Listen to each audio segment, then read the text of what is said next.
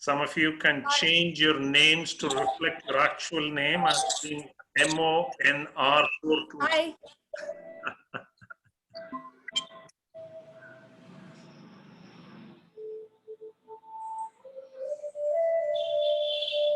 Somebody is listening to good music in the background. Sounds more like meditative music, though. That's my time. Thanks, Satya. Hi, Venkat. Hi, everybody.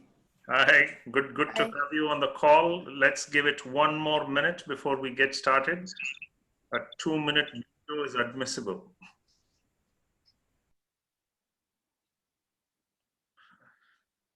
Shashank, I see all of those fridge magnets behind you. Looks like you've been going places but getting stuck now, huh?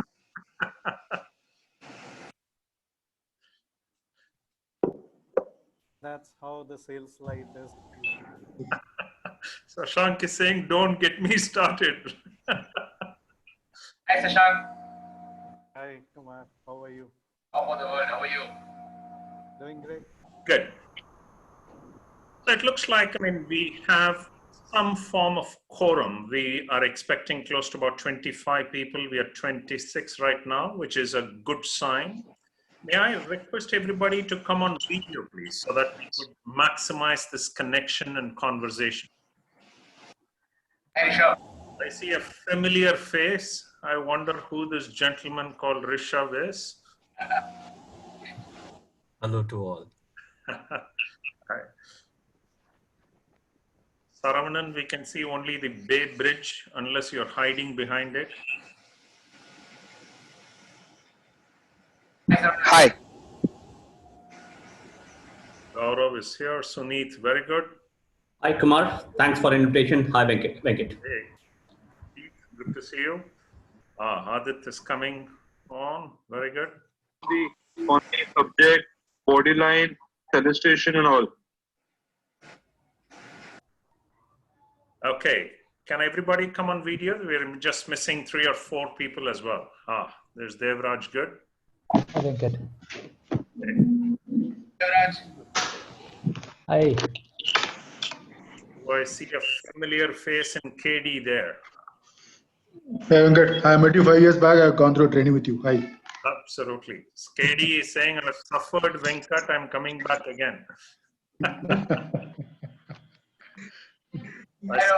Smart gentleman and Vinod as well. Very good. Hi. Hi. Hey. Excellent. First, let me start off by saying thank you very much for your time. The very fact that each and every one of you on this call, the very fact that each and every one of you is on this call is a manifestation of your commitment to becoming better in this wonderful profession called sales. So what I'm going to do is to so another advantage of this solution, the liquor is that it sends logs to the centralized. Okay, so looks like some people are selling while they are on the call. So let me mute some of them. They are trying to go ahead and make sure they do 2 things at the same time, although multitasking is a myth. Allow me to go ahead and share a small little presentation. In fact, I was thinking the best use of our time is to engage in conversation. But then I wanted to go ahead and give you some level of a preview for what this virtual workshop is going to be about, right? So allow me to share my screen. Let me know if you are able to see my screen. And then I want to go ahead and bring about a short presentation as well. Let me know if you're able to see my presentation right now. We can see it. You can see it? Wonderful.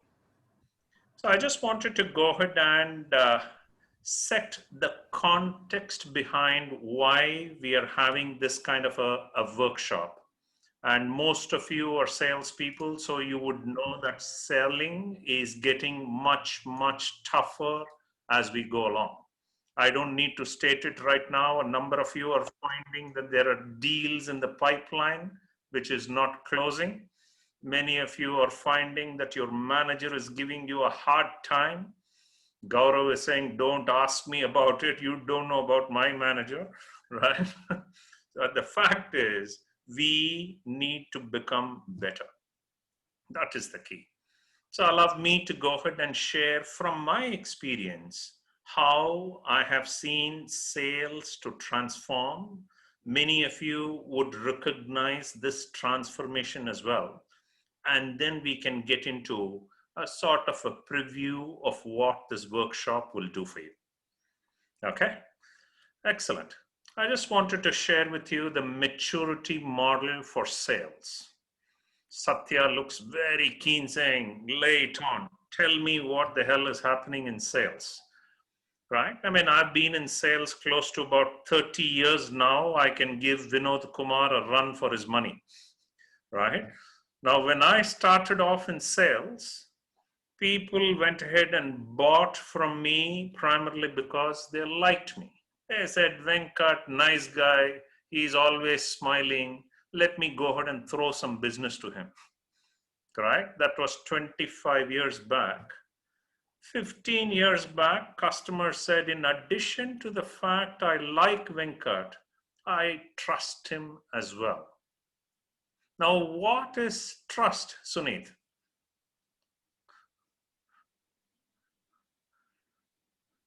Suneet, you have to unmute yourself. What is trust? Trust is, of course, building the relationship with the valuable customer, and take them on in a fold that whatever you are saying is truthful, and you are not going to put them in trouble. You're not going to put them in trouble. Vinod Kumar, what is trust? Can I answer this, Venkat? Yeah. Go ahead, Vinod. Yeah, I think trust is the belief you have in some person that the other person will be fair to you, transparent and honest, and will have your interest in their heart. Okay, Shalab? Yeah, it is the belief and the faith that we are able to create that we will be fair in our dealings. We will be fair in our dealings. Okay. So allow me to share what I think is trust. Let me see if I can go ahead and join through a different element, right? Let me go ahead and join from here and share my screen.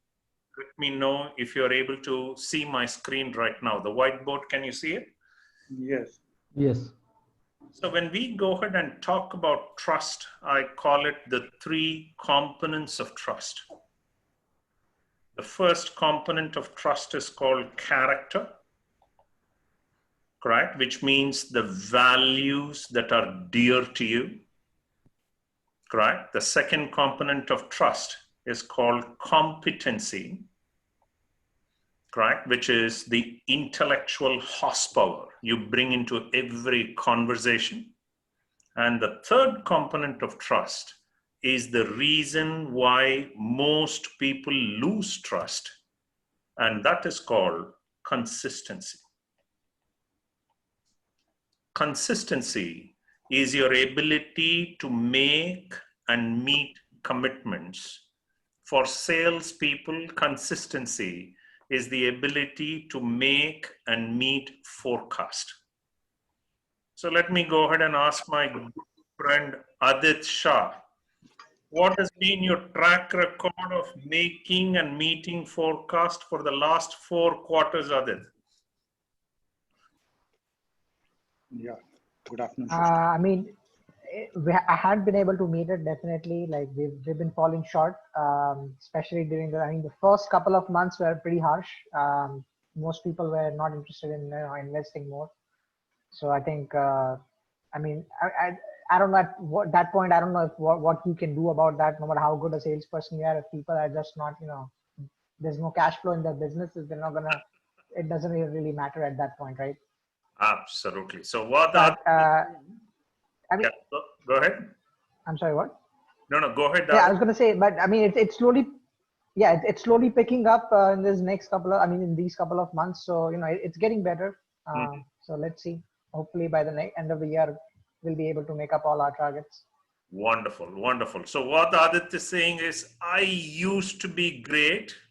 Now there is a little bit of struggle. The easiest thing we can do is to blame it on COVID, right? In fact, as salespeople, because each and every one of you is a greater leader, please remember that we need to move away from an epidemic of excuses to a pandemic of possibilities. That's what each one of us needs to cultivate. And please remember, the consistency of your commitments is what will build a trust bank. That's what is most important. But then I am deviating a little bit, because what I want to go ahead and do is to show you that trust was 15 years back, right? So if I go back to how things are happening right now, you will find in the last 5 years, clients bought from me primarily because of the value that you're able to provide. So value means return on investment, ROI, right? JJ is saying, I learned that in kindergarten. What are you talking about? But then what we realize is that when we think about ROI, there is a large R that the customer needs to calculate. And most often the return is what we calculate, not what the customer calculates. That's why there is a saying in sales, when we say it, it is sold. When the customer says it, it is gold, right? So very often when we think about value, it is not what we think it is what the customer wants it to be. But then that was 5 years back. Today, if you have to go ahead and engage customers, the only reason they will go ahead and engage with you is when you provide them with proactive insights. Every time that you go ahead and meet customers, are you proactively sharing insights about how they can run a better business? If we go ahead and keep talking about our products, our services, etc., nobody is going to listen. So very clearly, think of what I am showing you as a sort of a maturity model on sales. Because it's a maturity model, I'm sorry, there are a couple of levels below this as well. One level below this is called tolerate. I like your products and services. I tolerate the kinds of people who come and meet me. Right? Satya is smiling. Oh my God, that sounds like some of the customers we come across. Right? And below that is hate. That means stop this guy from entering my office. I don't want to go ahead and meet them. In fact, I come from a little bit of background in the software industry. In the software industry, they say, you dare do a license audit, I will stop you at the gate, right? I can see a number of you resonating with that as well. Excellent. I just wanted to go ahead and show you this maturity model because you can understand where you stand. In fact, if you look at this, like and trust is how we used to sell. In the good old days, this is how we used to sell. Trust and value is how we can survive today if we do not have the discipline of creating value. In fact, there is a saying, no value, no sale. I would even say no customer value, no sale. Right? I would suggest, Gaurav, you let your child take a look. They are all champions in the making. So don't push them under. Let them be there and learn the future of selling. Right? In fact, value and proactive insights is how you can thrive into the future. If indeed you want to survive and thrive, you need to learn and drive through proactive insights. I wanted to share this maturity model with all of you so that you can go ahead and decide where you stand. Now I know Devraj is thinking, oh my God, if this is the maturity model, human beings normally overestimate ourselves, right? We think we are very, very smart. So therefore, the way in which you need to think about this maturity model is not what you think, it is what your customer thinks. So every time that you go ahead and meet your customer, nowadays it's probably virtual, find out, does the customer say, every time I meet Satya, I go ahead and get value. Every time I meet Devraj, he brings proactive insights to the table. Every time I meet Suneet, he builds trust through insights. So it is what the customer says about you. It is not about what you think of yourself. Okay? Having said this, let me also go ahead and show you what exactly would we be covering in the workshop that's in the last week of August. I just wanted to go ahead and give you a preview of the structure. So when we go ahead and think about what each one of you will do, each one of you will bring your largest deal into the workshop. Gaurav was thinking, look, I mean, that is possibly more than $1 million. Risha was thinking, I'll get my 2 crore deal into the workshop, right? Each one of you, you can bring your largest deal in the workshop, because primarily what happens is that you need to discover where you stand in the deal. Please remember, one of the key things that's happened in these COVID times is the fact each and every one of your customers has reset their priorities, correct? They have gone ahead and reset completely what they do. Now, if we are living with yesterday's pipeline and providing tomorrow's forecast, that forecast can only become a hopecast. And that is what most of you are finding. Siddharth is smiling. He says, you don't know what my manager calls my forecast, but that sounds very close, right? So how do you move away from a hopecast to a forecast? That is what this is all about. Now, when we do this, what we are primarily looking at is to go ahead and see your largest deal through a framework that we have designed. Now, many of you would be thinking, what the hell is this frameworks? Maybe if I go ahead and use the first letter of each one of these, it translates to something that I learned in school. So Gaurav, I want you to ask your son, what are the colors of the rainbow? Ask him, Gaurav. It's my daughter and daughter. Oh, even more wonderful. What are the colors of the rainbow? Maya, what are the colors of the rainbow? Violet, blue, green, orange, Yellow, orange, and red. Yeah. Beautiful. She's 2.5. So 2.5. Man, she's. I think Gaurav. I mean, you think about you at 2.5 and your daughter at 2.5, right? The contrast. I'm just joking, my friend. But brilliant. What is her name, Gaurav? Her name is Maya. Maya, wonderful job. Give her a beautiful kiss from my side, right? So the colors of the rainbow: violet, indigo, blue, green, yellow, orange, and red. We use that as a mnemonic. What is a mnemonic, Vinod?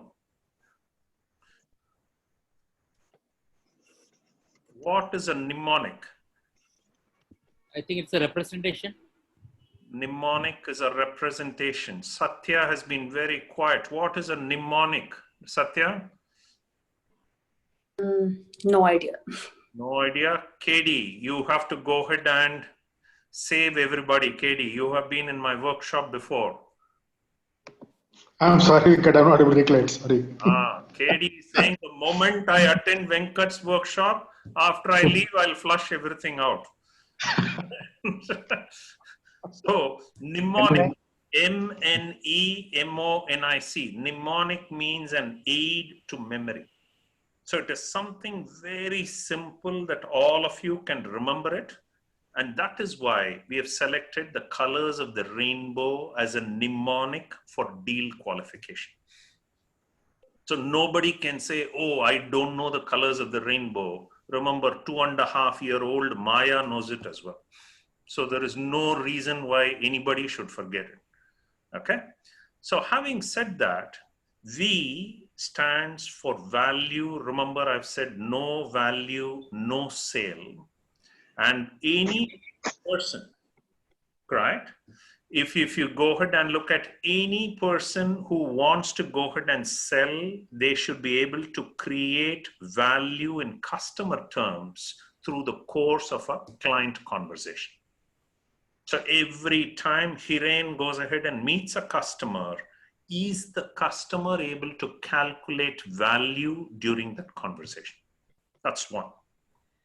The second thing is impetus. Many of you who have been in sales will probably remember this as compelling event. Rishabh, have you heard of that word before? Compelling event. It has been flogged to death, right? So what we have to go ahead and understand is that gone are the days of customer compelling event. Customer compelling event is COVID. They want to not give you money. That is why it's called, right? That's the compelling event for the customer.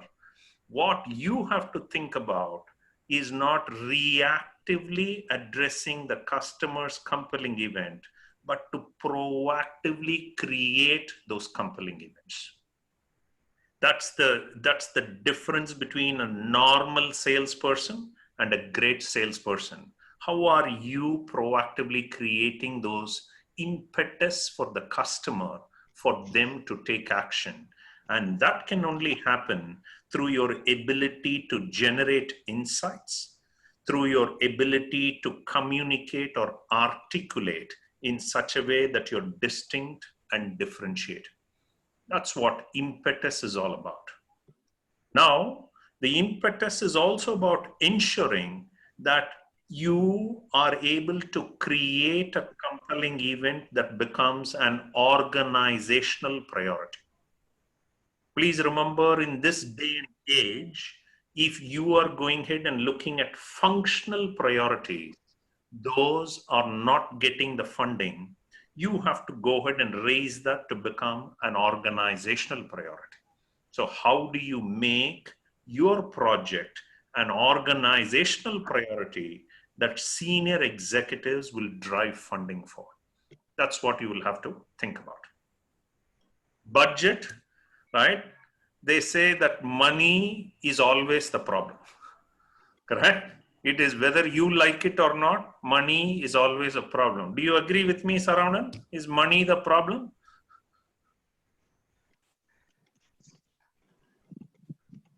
Is money the problem, or your customers are saying no problem? When it is Saravanan, we'll give him more money.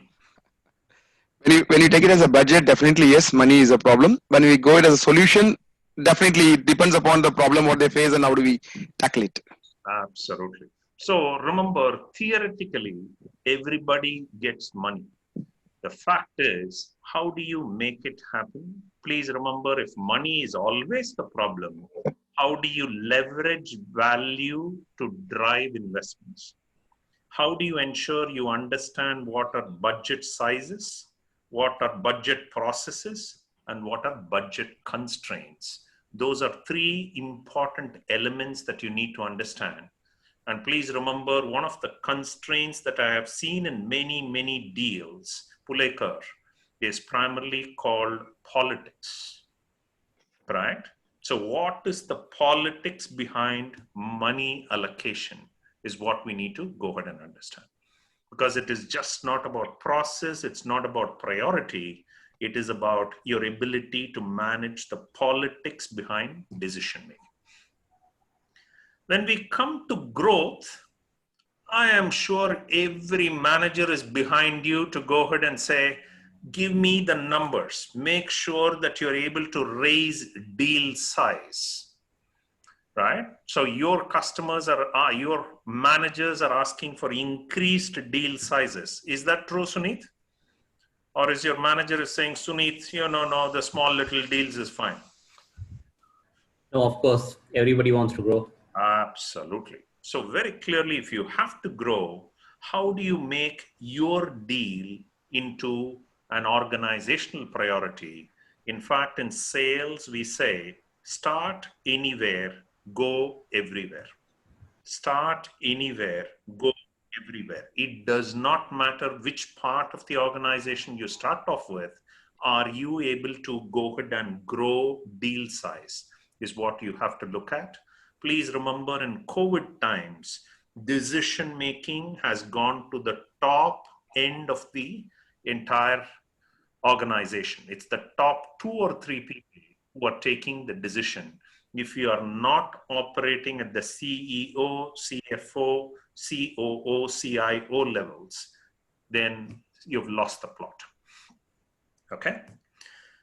Why is about why you. That's important. So if Mansi is primarily going ahead and speaking to her client, let me pause here. Deepak has a question. He has raised his virtual hand. Deepak, you have to come on video and then ask me that question. Go ahead.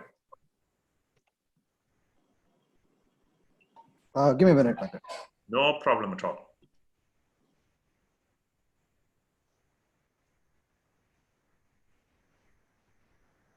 No pressure on you, Deepak. There are only 47 people waiting for you to come on video. Good one.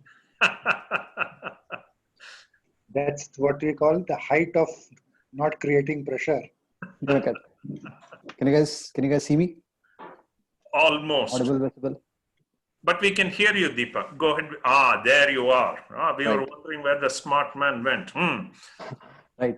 So, Venkat, my question was on the initial piece that we were discussing on moving towards value. See, it's also a function of how information used to be available to a lot of people, right? People used to play on information asymmetry. So the more you are in front of the customer, the person trusts you, they like you, you're able to sell on relationship. Right now, everybody has access to a lot of information. So it moves slightly higher up. You're able to show value in terms of numbers. So just somebody liking you is not good enough. Well, that is still needed to close a deal. What will help you compete with somebody else is the information. So it was a point I wanted to make around that. Very good. Very good. That's a good point. In fact, I might even go ahead and show you something else, right? Let me show my whiteboard again. Please remember, one of the things that has happened is that when we engage with customers, research says that customers reach out to lower level life forms called salespeople when they are 57% down in their evaluation cycle. So that means they are reaching out to you only when they are 2/3 done. Now, each and every one of you has got a choice to make whether you can play here or play here. This is where we call it RFP, RFI, etc. Please remember, you can either be reactive or you can be proactive. Okay? Now, all of you know that, and I'm sure there is enough experience among the 50 people on this call, that you have worked on certain tenders where you have set the specs and that has come out as well. So the more you are proactive, the better are your chances of getting a deal. Now, my good friend Rishabh is thinking, oh, come on, Venkat, you go ahead and do proactive deal management and the customer goes for a tender. So what happens? They all do L1, correct? Now, please remember, research also says when you are proactive with your customer, you are 2 times more likely to win the deal, because that is when customers are coaching you how to win the deal. They are now telling you, Deepak, please put in these specifications because this is what will set you aside. So that was a good point that you raised, Deepak. It depends on where we choose to engage. Please remember, for those of you who have read this book called 7 Habits of Highly Effective People. Siddharth, have you read that book? 7 Habits of Highly Effective People? He says, good books I don't read at all. Right?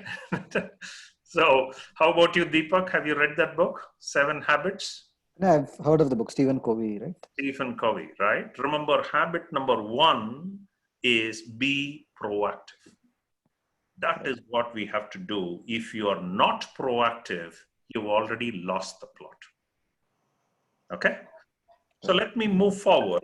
We were going ahead and talking about all the different elements that we have to go ahead and do. So we are talking about why. Why is all about differentiation, right? In fact, many of you would resonate if I told you, if you are not different, you deserve to be commoditized. In fact, some of you may want to write that down. If I am not different, I deserve to be commoditized. And you know people who are commoditized where they go, right? When you are commoditized, you are called vendor. And vendors get sent to what I call vendor jail. What is vendor jail, Devraj?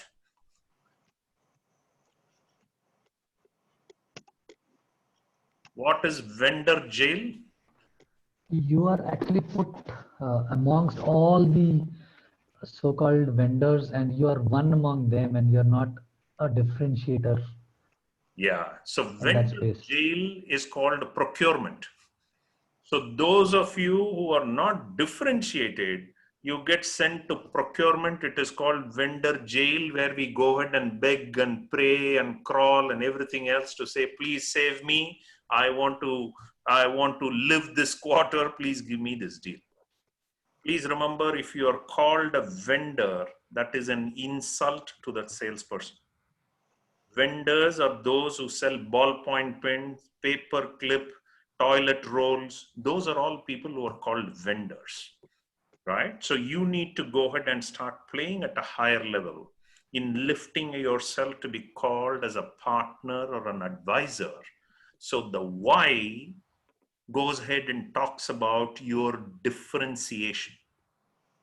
And please remember what I said in the beginning. It is not what you say, it is what the customer says, which means how is your customer articulating how you are different? In fact, it is just not them articulating how you are different. It is how much more are they paying you for how you are different. That is the key. It's not the customer is saying, oh, Deepak, I love you. You are an amazing guy. Give me 90% discount, right? That means you're not distinct or differentiated. You have to go ahead and see how much more is my customer paying you. That is the key. Okay. Obstacles. There are any number of obstacles for people in sales. In fact, we will confront all the obstacles, right? Please remember, sales is the systematic elimination of risk. Sales is the systematic elimination of risk. And therefore, if you're thinking about being a salesperson, the first thing you should look at is what are all the different kinds of risks that you have and how you can eliminate those risks. Please remember, one of the biggest risks that I am finding in B2B sales is called customer consensus. What is customer consensus, Pulekar?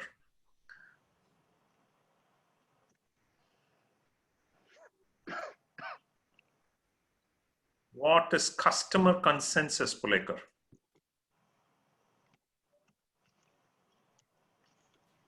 It's basically the guidelines or agreement which we receive from the customer regarding this requirement. Okay. Pulekar is saying, I came here to listen to you. You are now asking me questions. Huh? Right? Anybody? What is customer consensus? Gaurav here. So typically, B2B sales is basically you're selling to multiple stakeholders. So how do you evolve that entire stakeholder panel to value what your proposition is? Beautiful. How do you build that? Very good job, Gaurav. Please remember, latest research says that there are 10.2 decision makers in every complex deal. 10.2 decision makers.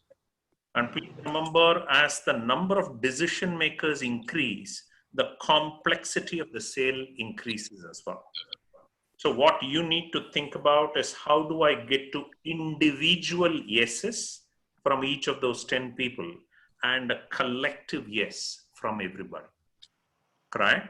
So if you are unable to achieve both, I'm sorry, there is no deal, correct? So obstacles is just not about the traditional obstacles we know about. Obstacles is also understanding some of the newer obstacles that we are facing in these COVID times. Relationships is interesting. Relationships is all about stakeholder strategy and how you are able to effectively craft a stakeholder strategy. You can create more champions within your business, and those champions are able to sell for you within your account. Please remember, the champion is not the talker, right?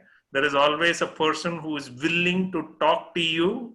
Good old times, they'll give you a cup of tea and 2 biscuits as well. Please remember, those days are gone. If you're wasting time with a person who's talking to you, but the deal is not moving forward, please be careful. In fact, relationships is also something called roti. What is roti, Satya? Roti, she's thinking that's for dinner tonight. So yeah, if it's ROTA, maybe you have an explanation for that. Yeah, so roti is return on time invested. Sometimes we call it return on thinking invested. So very clearly, when you're building relationships, is your customer saying, that was possibly the best meeting I've had in the last 1 week?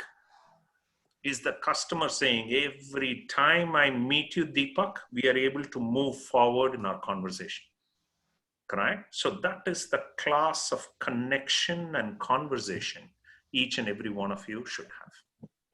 So this probably gives you an overview of what exactly you will go ahead. You will take your largest deal, you will walk through this workshop, you will discover all the risks that you have in this deal. In fact, what we will do is to go ahead and provide you with a checklist as well. I call this checklist your invisible sales manager. Ideally, you should keep the checklist in front of you. Don't allow your manager to ask you those questions. In fact, people who have gone ahead and used this framework, they have increased what we call the velocity of their deals so that their win rates become much higher. In fact, the good news about Vibgyor is that there is one organization which has bought the IP from us and implemented it globally. That means all of the $3 billion that they filter worldwide is done through all the questions which are embedded in their CRM as well.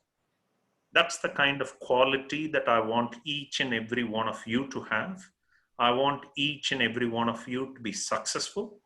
I want to make sure that we move away from this mindset of excuses to building the skill set of qualifying strongly.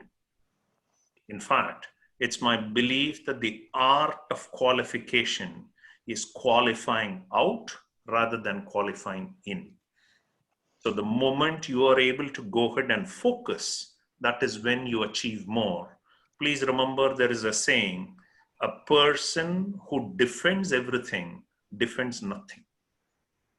So rather than say, oh, I have got 5x pipeline, 4x pipeline, in some cases, people have come and told me, boss, how much pipeline do you require? I will show it to you. Right? We will massage the CRM to show you how much ever pipeline you want. Correct? Please remember, it is not the quantity of the pipeline, it's the quality of your qualified pipeline. That's what I'm looking forward to when I see you at the end of last week of August. Sometimes you might want to bring your top 2 deals and discover what it takes for you to be successful. Now I'm going to request all of you to come on video. We have about 10-15 minutes. This is your opportunity to ask questions, to go ahead and get convinced, saying this is going to be a valuable spend of my time. This is how I'm going to move from good to great to world class. So I'll be happy to go ahead and take questions. That is how the best people gain the clarity and commitment.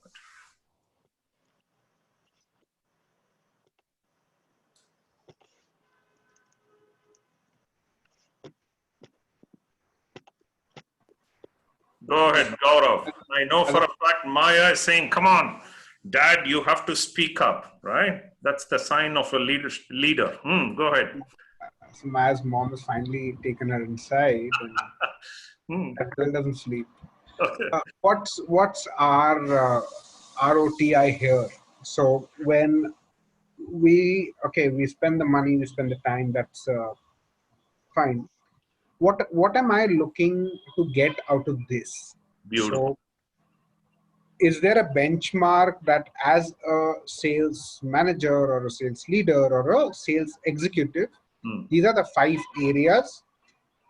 As a participant to this program, you're weak in 2 or 3, and the program builds you on all 5. So how is the program constructed, and what do I get out of it? Beautiful. Great question, Gaurav, and thank you for asking that question. So let me detail the top 3 takeaways. Okay. The first takeaway for you is understanding the depth and detail of qualification in the new context. So please remember, I said reset and requalify. That means the entire environment has changed. Therefore, how should we change? So the depth and detail is point number 1. The second thing that you will go ahead and realize is the fact that the risks associated with deals. Now, I have been doing this across organizations for the last 5 to 7 years. And I can tell you with a lot of confidence, Gaurav, right? And I've done this worldwide as well, right? So if I have 30 questions in that checklist, you will not cross 15 to 20. Correct? Even the best of commit deals will not cross that. Correct? So what that really means is that you are recognizing that there is more to a deal than we imagine. So in a way, you need to think about what are my blind spots and incorrect assumptions that I'm surfacing through this engagement. That's the second thing. The last and most important, Gaurav, and one of the things that I will request every person who sign up for this workshop is to ensure that you don't take this learning and keep it to yourself. I want you to use this learning to teach other people in your team for them to become better. Please remember, the best leaders are teachers. So the more you are able to convert this learning into teaching, that becomes part of your DNA. It becomes part of your muscle memory. And that is how sellers become even better at what they do. So those would be your top 3 takeaways, Gaurav. So it primarily makes you a more incisive seller. It makes you richer in your ability to translate, and it makes you a greater leader in your ability to teach. Those would be your top 3 takeaways. Other questions? Vinod, you're looking very, very comfortable in that sofa. Hi, Venkat. Yeah. Yeah, two questions. So are we looking at first? We talked about being proactive. That is going to be the future of sales and future of that relationship.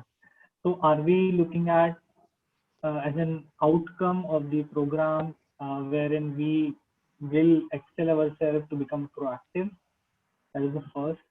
And second, also uh, when you said that relationships, because now digital selling is important and everything, we can't fundamentally go and meet the customers and have teas and biscuits with them. So are we also looking at how we can enhance and strengthen those aspects also as kind of a digital selling? Very good. So good question, Siddharth. And you may have observed how we are conducting this little preview workshop as well. How I'm using PowerPoint, switching to a whiteboard, engaging everybody through video, etc. Correct? So those are some of the nuances you will observe and learn as well. So how to be situationally fluent in client conversations, right? On your first question to becoming proactive, Siddharth, I'm afraid that is a mindset. You have to develop that mindset, my friend. Like they say in the good old days, you can take the horse to the pond, but you can't make it drink. I can go ahead and tell you, Siddharth, you need to be proactive, but it is up to you, my friend, to become proactive, right? Please remember 5 steps to every human being's improvement. You may want to write this down if it's useful. First is awareness. Second is choice. Third is actions. Fourth is habits. And the fifth is results. What I would do during this workshop is to raise your awareness to the possibilities of selling. You have to make choices that helps you to sell even better. Every time that you consciously take action, you are building newer habits that makes you even more successful, right? So what you would get in that workshop is possibly a condensed version of close to 30 years of my experience to go ahead and say how each and every one of you would be better. And please remember, there would be 0 PowerPoint. So in fact, although I have worked in Microsoft before, right, I think PowerPoint is a distraction. The value comes in the conversation. Savita is saying, thank you so much. I hate PowerPoint, right? Your customers also hate PowerPoint. So don't bore them with PowerPoint because that's the most distracting thing. The fact is, are you engaging in a conversation that makes sense? In a way, sometimes you will also discover the art of what I call whiteboard selling. The ability to use a whiteboard to engage customers. Please remember, we have what are called as mirror neurons, right? Sometimes if I'm using Zoom or Microsoft Teams, I use a whiteboard and invite the customer onto the whiteboard so that we can collaborate on the document together. Those are some of the possibilities that you have. But remember, those are just the possibilities of virtual selling. What you have to look at is what I call the science and the discipline of selling. That's what you will go ahead and get, right? If you want to go ahead and achieve at a higher level, you need to build stronger muscles. So think about that workshop as building stronger muscles so that you could achieve more. That's how it is. Good question, Siddharth. Other questions? I can see a lot of people not on video. Come on, when human beings talk, there are 12 trillion bits of information flowing every second, 10 trillion of which is visual. So the moment you are on video, you're able to achieve so much more. I can see a handsome man by name Aditya. Do you have a question, Aditya? Can't hear you, my friend.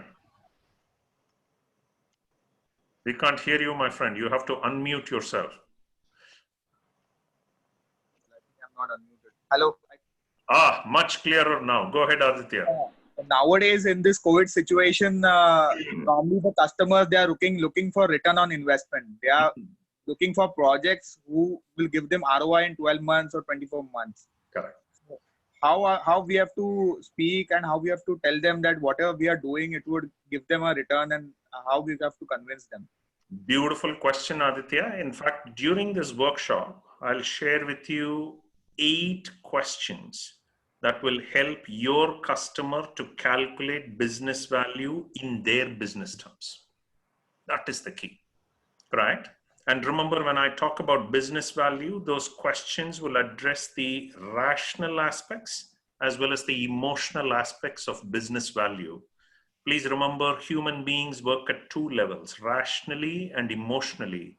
In fact, it is said, people take emotional decisions, then justify it rationally. So Right. you learn that art of creating value in a customer conversation as well.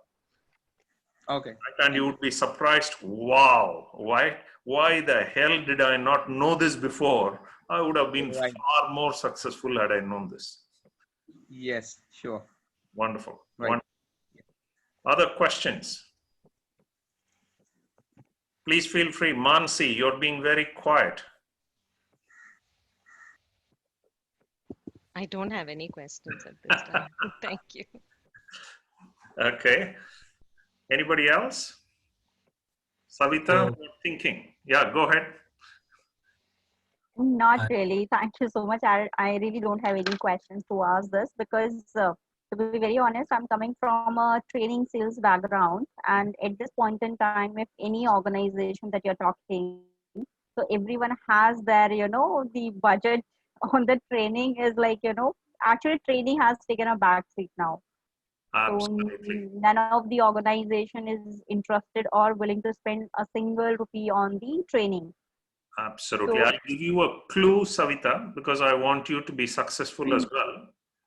Remember, yeah, thank you so much. any training that is internally focused will find zero budget. Any training that is externally focused towards the customer will 100% get funding. So rather than focusing your training on inside seller capability building, focus it on how they can build on customer engagement and how they can build it up as well. Okay. So I want you to think. That may not be the full answer, but I want you to think around those lines. Yeah, actually, there's something that you have given to me think on. and starting, thinking in a very different manner that the way I was thinking earlier. Thank you so much. Thank you. Thank you. Good. So Rishabh is getting very, very impatient, or he has a question. Go ahead, Rishabh. Yeah, so you mentioned that there's going to be 8 questions that will help us calculate ROIs, and there's Invisible Manager toolkit as well. Apart from that, any other toolkits that will help implement this program?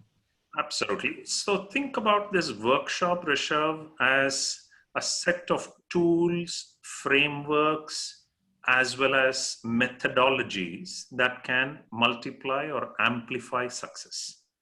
So as we go through those different sessions, each person will go ahead and learn how they can be successful with customers.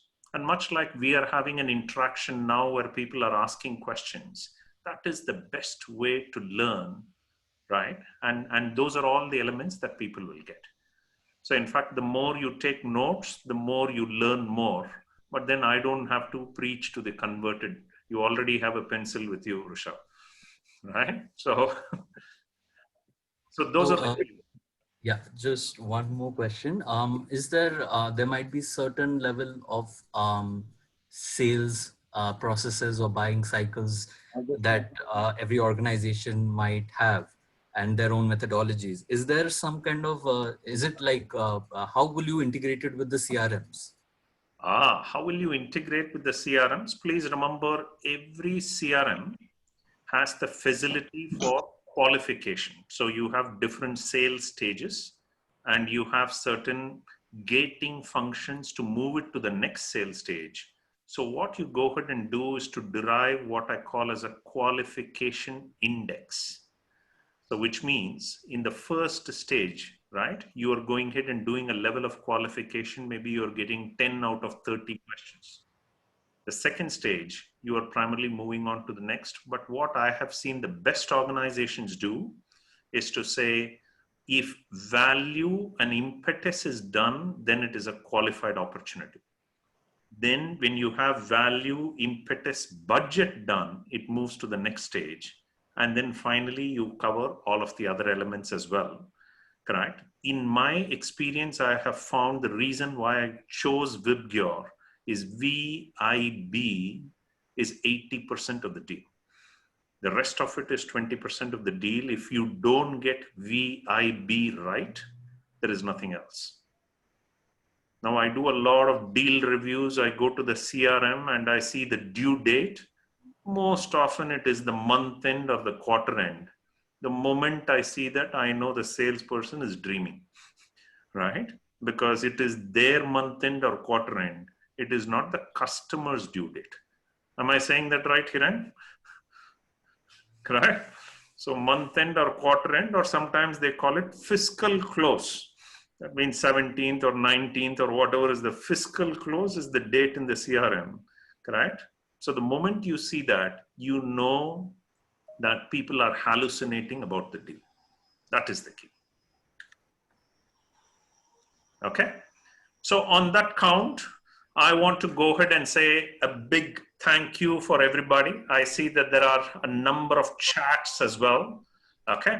What I want you to do is to thank you for your time. I'm hoping each and every one of you will take the opportunity to go ahead and sign up for this workshop. I want every one of you to be successful.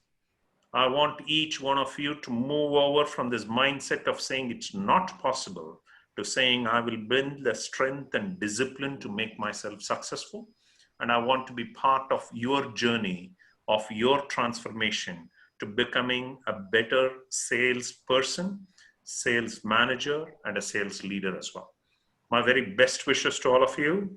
I look forward to seeing you in perhaps about slightly over 2 weeks. Please be in touch with the people who have invited you into this workshop, which is Kumar, Prasad, and Vaishali. Be in touch with them. They'll be most happy to work with you to make sure you participate and you benefit as well. Okay. Thank you so much. Thank you.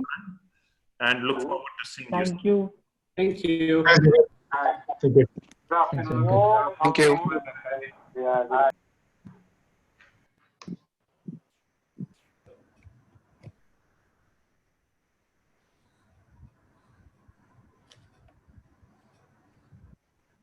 Hi, Venkat. Hey. How are you doing? Absolutely fine. I don't have the pleasure of seeing you, Arvind. I don't want to show you my face.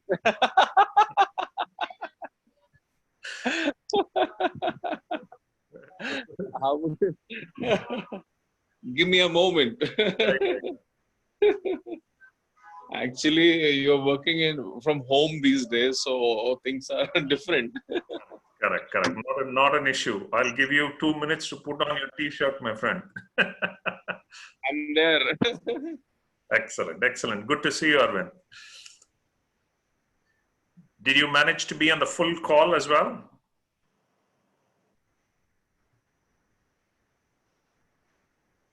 We can't hear you. It was. I think his video was frozen. Yeah. Arvind, we can't hear you. Yeah, hello. Yeah, better now. No, actually, there was a phone call which came in. Ah, wonderful. Good to see you, Arvind. And I'm hoping we have an opportunity to see you again. Yeah, sure. I'll send you the recording, Arvind. We have recorded the session, and I will send it across to you, the link. Sure, that would be a good help, actually. Yeah. Wonderful. But only one-time help, okay? I couldn't join the full time. I was actually busy with some pre-designated meetings, actually. No worries. So we'll send this to you for the first time, and then you come and attend the session. Sure. I look forward to it. Yeah. Definitely. Thank you. Great, Venkat. Pleasure. Thank you so much, and good seeing you, Arvind. Bye-bye. Take care. Bye. Bye. Senthil, are you still on the call?